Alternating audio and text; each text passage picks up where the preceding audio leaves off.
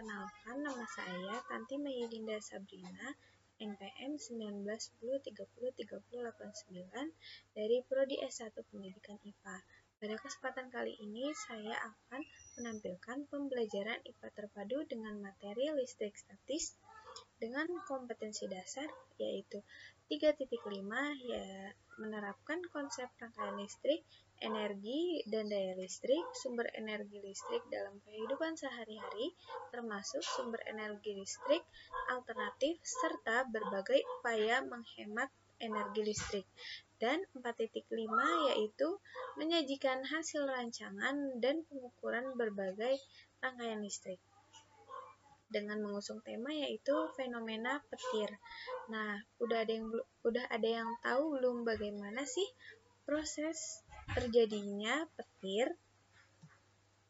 Nah, petir ini merupakan peristiwa peluhan listrik antara suatu awan bermuatan dengan bumi atau antara awan bermuatan dengan awan bermuatan lainnya, atau juga proses pelepasan muatan listrik atau yang disebut dengan electrical discharge yang terjadi di atmosfer. Petir terjadi ketika muatan positif energi list dan negatif dalam awan bergerak terus-menerus hingga memisahkan diri. Biasanya terdapat muatan positif yang besar di bagian atas awan, muatan negatif yang besar juga di bagian tengah, dan muatan positif yang kecil di bagian bawah. Petir dari awan ke tanah terjadi karena proses kerusakan awal di dalam awan, biasanya antara wilayah muatan negatif di bagian tengah dan positif di bawahnya.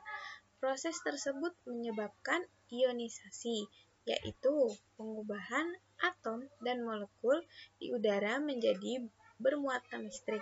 Setelah proses ionisasi, sambaran petir awal akan terbentuk dan merambat menuju tanah secara bertahap. Sambaran ini umumnya bermuatan negatif.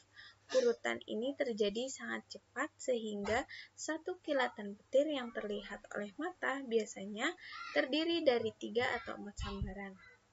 Proses sambaran akan melepaskan 105 Joule energi per meter. Hilangnya energi sinaran tiba-tiba ini memecah molekul udara, terutama nitrogen, oksigen, dan air menjadi atom. Perubahan dari molekul udara netral menjadi gas yang terionisasi terjadi dalam beberapa mikrodetik saja. Nah, proses terjadinya petir ini berhubungan dengan listrik. Dengan listrik statis sendiri, yaitu merupakan cabang ilmu fisika yang mempelajari fenomena kelistrikan pada muatan-muatan listrik statis atau diam. Proses fenomena listrik statis ini timbul saat benda-benda bermuatan listrik saling berinteraksi. Selanjutnya ada muatan listrik, yaitu atom merupakan suatu dasar materi yang terdiri atas inti atom dan kulit atom. Partikel-partikel penyusunnya yaitu ada elektron, proton, neutron.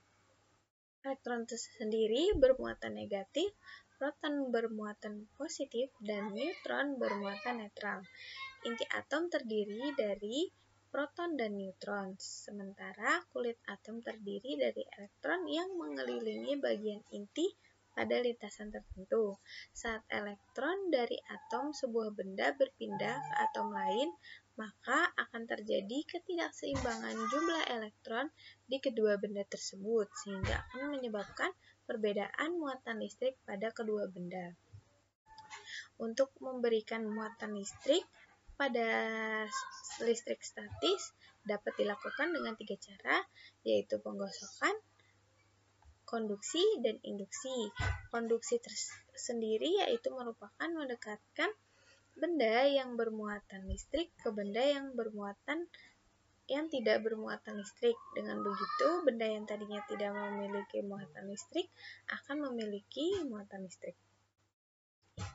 Selanjutnya ada induksi, yaitu memisahkan muatan listrik di dalam suatu pengantar dengan cara mendekatkan benda yang bermuatan listrik ke benda lain yang berada dalam kondisi netral. Selanjutnya ada rangkaian listrik. Rangkaian listrik merupakan sebuah jalur atau rangkaian sehingga elektron dapat mengalir dari sumber voltage atau arus listrik. Proses perpindahan elektron ini dikenal sebagai listrik. Elektron dapat mengalir pada material penghantar arus listrik, yaitu konduktor. Oleh karena itu, kabel yang dipakai pada rangkaian listrik karena kabel yang terbuat dari tembaga yang dapat mengantarkan arus listrik. Lampu adalah beban listrik dan sumber listrik berasal dari baterai. Listrik mengalir melalui kabel dan saklar yang berfungsi untuk memutus atau menyambungkan aliran listrik. Simbol universal untuk beban listrik yaitu hambatan atau resistor. Terdapat dua rangkaian listrik, yaitu rangkaian seri dan rangkaian paralel. Rangkaian seri merupakan rangkaian yang menghambatnya disusun secara bersebelahan atau sejajar. Contohnya dapat dilihat pada gambar berikut ini. Selanjutnya ada rangkaian paralel, merupakan rangkaian listrik yang hambatannya disusun secara bertingkat atau bercabang. Nah, seperti pada gambar. Oke, mungkin segitu saja yang dapat saya sampaikan pada materi kali ini. Kurang lebihnya mohon maaf. Wassalamualaikum warahmatullahi wabarakatuh.